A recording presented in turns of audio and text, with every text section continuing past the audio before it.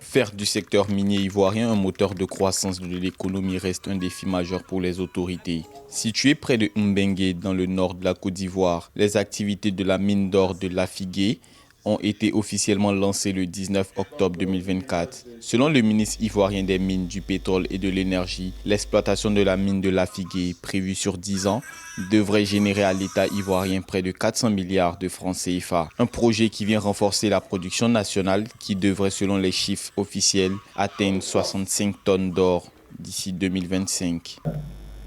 Il y a une réserve d'or estimée à 66 tonnes. Et c'est une mine dont la durée de vie initiale est estimée à 10 ans.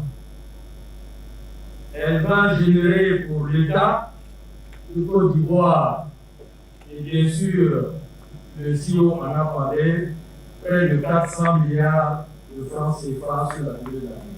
Développé rapidement avec une première coulée d'or réalisée en juillet 2024 avec un coût de production compétitif entre 900 et 975 $ par once.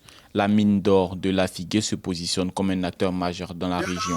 La Côte d'Ivoire compte désormais 15 mines industrielles en activité, confirmant sa volonté de doubler la production du secteur minier au PIB d'ici les 10 prochaines années.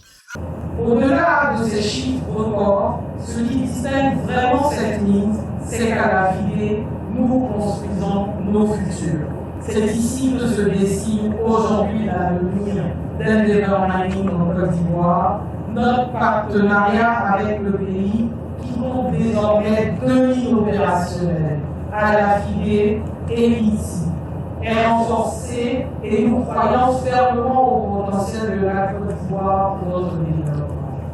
L'exploitation de la mine d'or de Lafigué prévoit également de générer 1500 emplois, notamment 500 emplois directs et 1000 emplois indirects. À noter qu'en 2022, la production d'or dans le pays d'Afrique de l'Ouest a atteint 48 tonnes. Selon les prévisions, la production d'or devrait atteindre plus de 52 tonnes d'ici à 2025, notamment l'entrée en production des mines d'or de Séguéla en 2023 et de Lafigué